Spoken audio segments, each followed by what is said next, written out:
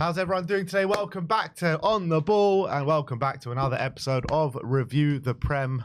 A bit late for you guys this week because me and Sim have been enjoying the festivities out in Bilbao. Spurs are now European champions, people. Sim is on 351. I'm on 380. It's 5 points for a completely correct scoreline, 1 point for correct result. Starman, once you pick that man, you can't pick them again for the rest of the season. And Sim has got some making up to do in this penultimate game week of the season. And let's see how he's done. Starting off with Villa against Spurs. It finished 2-0 to Villa. Sim went for 3-0. I went for 2-0. So Sim gets a point. I get a 5-pointer. Not a good start for you, Sim, here. No, I wasn't far off. But yeah, look. Obviously, Spurs rested their whole team for the Europa League final, which they went on to win. I'm not going to get bored of saying that. So, look, it was what it is when it comes to that result. When it comes for Aston Villa, obviously it's massive for them in the race for top four. They've put themselves in a really good position. Obviously, got United on the last day of the season at Old Trafford, but it was an pretty simple game. I think Tottenham were all right for 45 minutes, but Tottenham all right for 45 minutes, but it was easy pickings as soon as Villa took the lead. Sim, you are looking worse for wear, man. Chelsea against Manchester United finished 1-0 to Chelsea. Sim gets that 5-pointer back. 5 to Sim for this one. 1 for me. Another game just before the Europa League final, this time for Manchester United. And yeah, Chelsea just did enough to get over the line, I guess. They did a different approach, didn't they? Man United, they played their full strength team, still lost. And poor result, really. But great for Chelsea because they needed this win going to the last day. Everton 2, Southampton 0. Both of us went for 2-0, so 2 5-pointers. 5-pointers galore in this Predict the Prem. And yeah, I mean, didn't really expect Southampton to go do anything at Goodison Park. No, last game for the men's team at Goodison, so special occasion. And Ndai with a brace, great win for Everton and fair play. Yeah, it was quite something, that last game at Goodison Park. Fans everywhere, as you expect, and one certain Liverpool fan got their own back on the Everton fans with red flares, a few red flares going off. Not as many blue as it was at Anfield, but still, one Liverpool fan will be sitting there at home smiling to themselves after seeing that. But yeah, good to say goodbye to the old lady, which is Goodison Park. And in a few years, not many of these old school stadiums going to be there anymore. I know, it's sad, isn't it? Yeah. But that's where the way football's going. Everyone wants big stadiums. Everyone wants modern day stadiums. A lot of them, people call them soulless bowls. Places with character like Goodison, White Hart Lane. They're for the past. Yeah. West Ham 1, Nottingham Forest 2. Sim went for 1-0. I went for 2-1. So I get a 5-pointer for this one. Sim gets a 1-pointer. And yeah, look, credit for Nottingham Forest for keeping themselves in there in the race going into the last day of the season. Yeah, and what a massive game that is against Chelsea. So do or die game. And look, this game, they were the better team. Obviously, West Ham made a late rally at the end. Bowen with a phenomenal goal, made it 2-1, but Forest were able to cling on and they were within touching distance, but they need to win that last game. I think a draw's not good enough. They need to win the game. Yeah, absolutely. Brentford against Fulham, and it finished 3-2 to Fulham. Sim went for 2-1. I went for 3-1.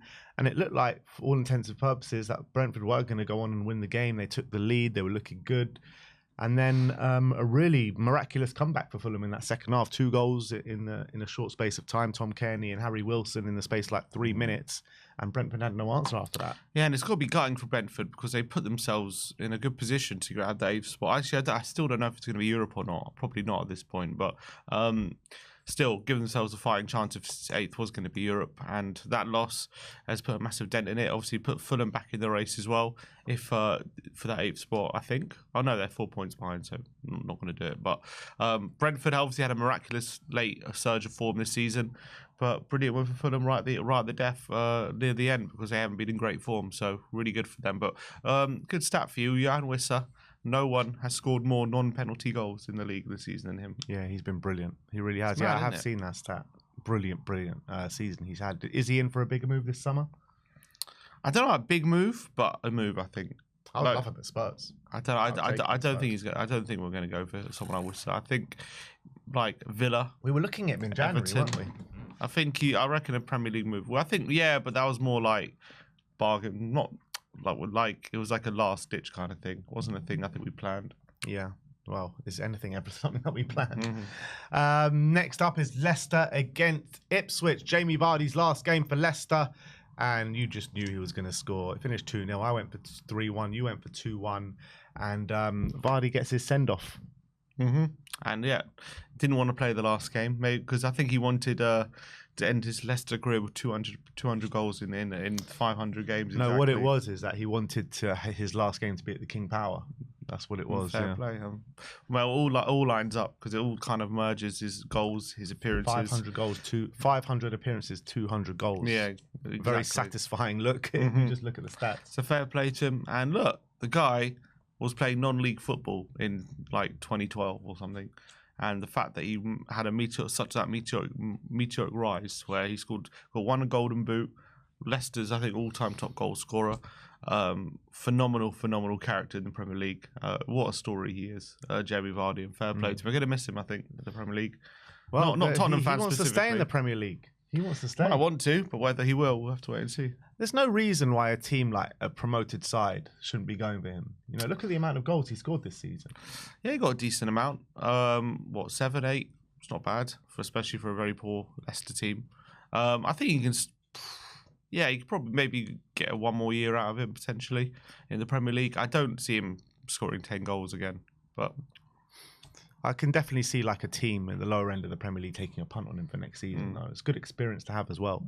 Arsenal against Newcastle, 1-0 to Arsenal on the day. Sim went for 1-1. I went for 2-1 to Newcastle, and look, Newcastle battered Arsenal for that first 45 minutes. Really should have put the ball in the back of the net.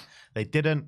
Arsenal definitely solidified their spot in the game. Brilliant goal from Declan Rice, and it was enough to win the game because Newcastle couldn't really hurt Arsenal in that second half. Yeah, and Rice, by the way, has been scoring quite a lot recently, and he's actually had a very good goal-scoring season. Quite a few clutch moments, and you have to say that goal he scored. That's not the first time we've seen that goal. Now it's becoming a bit of a trademark, that Declan Rice whip from the edge of the box. But look, in terms of for Arsenal, obviously it was really good to get that win, end the season that way, like kind of seal second place, because it looked like at one point they might even get dragged in that top 5 battle, and they just needed another 3 points. Obviously, knowing they got Southampton on the last day. For Newcastle, they'll be disappointed. They probably should have got something out of the game, but they didn't. Yeah, definitely with the first half performance did deserve it, but they just couldn't keep it going for the whole 90 minutes. That's the reality. Brighton against Liverpool finished 3-2 to Brighton. Sim went for 3-1. I went for 2-1, both in the favour of Brighton. We're all looking at Liverpool like pretty much they've been on the beach since winning the title. They've literally have been on the beach. There's been pictures of them on a literal beach in Dubai and whatever. You've seen Arnie Slot out in Ibiza and stuff, enjoying himself. So we all thought Liverpool wouldn't really turn up for this game, and they went 1-0 up. Pegged back by Brighton, went 2-1 up Liverpool, but then credit to Brighton for sticking in there and getting 2 goals in the last 20 minutes and winning the game, and a good last day at the Amex for Brighton this season. Yeah, fantastic. And there was a point Liverpool looked like they were kind of going to be too strong for Brighton, but they came back, they showed their quality, great win. I kind of felt like Brighton at home against a Liverpool side who seemed disinterested in ending the season.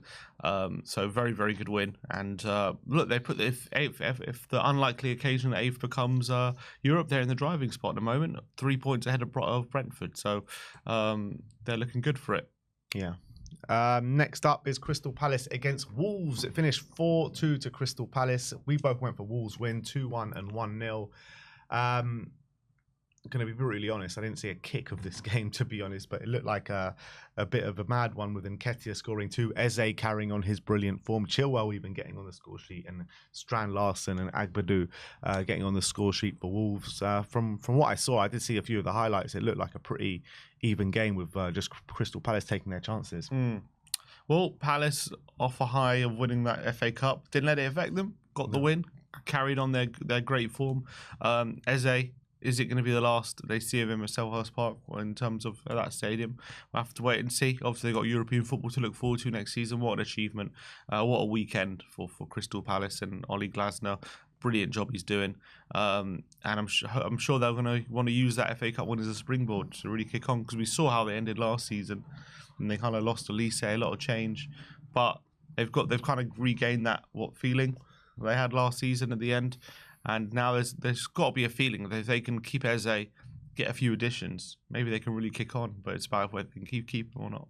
Yeah, it's a bit of a theme this season. Everyone that's won the cup has gone on to just carry on the good form. Newcastle did it, where we were all expecting a fall off. Palace have done it now, where we're kind of expecting a fall off. Can Spurs do the same this weekend against Brighton? No, they're not going to do it. Last but not least, Manchester City 3, Bournemouth 1. So obviously Man City lost the FA Cup final, but do go on to win here against Bournemouth to keep their top 4 hopes alive. I went for 2-1 to City, so I gained a point for this one. Sim went for 1-1. And yeah, I thought it was, I didn't see much of it, but from what I saw, 2 red cards on the day, Man City getting a player sent off first and then Bournemouth later on in the game. But I thought it was a really good victory for Man City and well deserved. Yeah, and I was thinking in this game will be a struggle for them after that short turnaround between that game and the FA Cup final, but they've got the job done. And in terms of the top 4, that means now they're 2 points clear of Villa going to that last day. So they've got a very big game away at Fulham where they need to win. I think maybe even a draw guarantees them. If you get a draw, they're pretty guaranteed in that top 5. So put themselves in a good position. But look, it's very important they won that game. Yeah, they needed it. It was a must win for them. And last but not least, Star Men. Sim went for Chris Wood, who did nothing on the day for Nottingham Forest. And I went for Jamie Vardy, who got 1 goal, no assists. So 5 points come my way. And that brings, I think, an insurmountable gap going into the last game of the season. What did you say? What was it, 39 points? Could be done. That's not what you were saying a few days ago. It's not looking good, bruvs. It's not looking good. But look, it is what it is. It is what it is. Champions again, ole ole. That's what we're saying. And here on Predict the Prem, we know what we are. But that is it. Predict the Prem. We'll be back after the season ends. But Predict the Prem as well coming your way today. But thank you everyone for joining us. And we'll see you shortly.